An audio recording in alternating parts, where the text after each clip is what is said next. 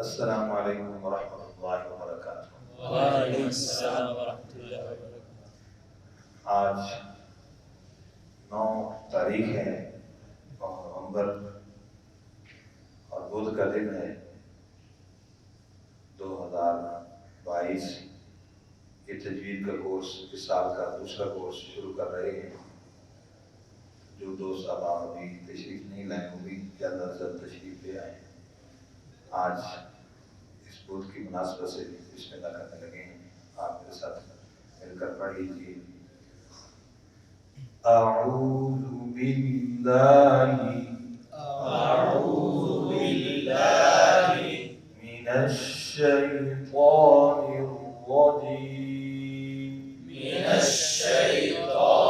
الرجیم بسم اللہ الرحمن الرحیم بسم اللہ الرحمن الرحیم۔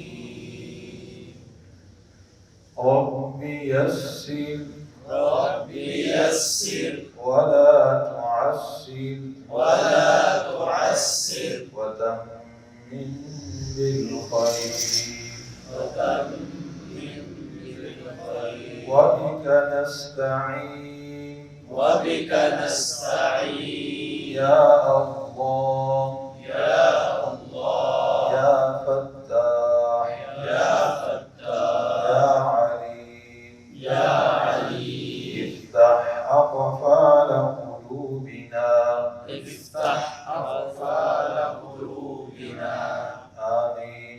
آمين۔ اے اللہ ہمارے دلوں کے تالوں کو کھول دے۔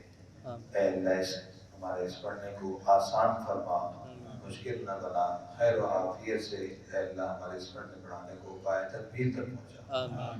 دوستو آج جو ہمارا کورس شروع ہو رہا ہے یہ تجوید کے متعلق ہے۔ تو تجوید کسے کہتے ہیں؟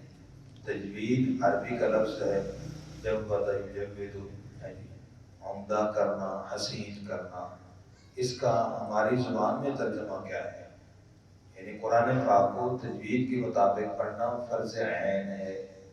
جب یہ سوال کرتے ہیں، بات بتاتے ہیں، تو آگے سوال آتا ہے کہ ہم نے تو تجوید ہی نہیں پڑھی۔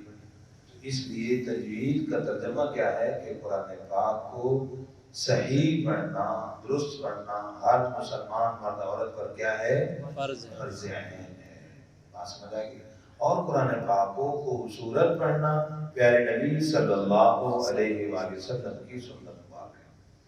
تو اسی طریقے سے انشاءاللہ نورانی قاعدہ اور تجوید کی کتاب اور اسی طریقے سے ترتیل اور حدر، قرآن پاک کو کیسے درست کیا جا سکتا ہے، اس کے ضوابط، اس کے اصول، عملی مشق انشاءاللہ مزید اس پر کرتے رہیں گے۔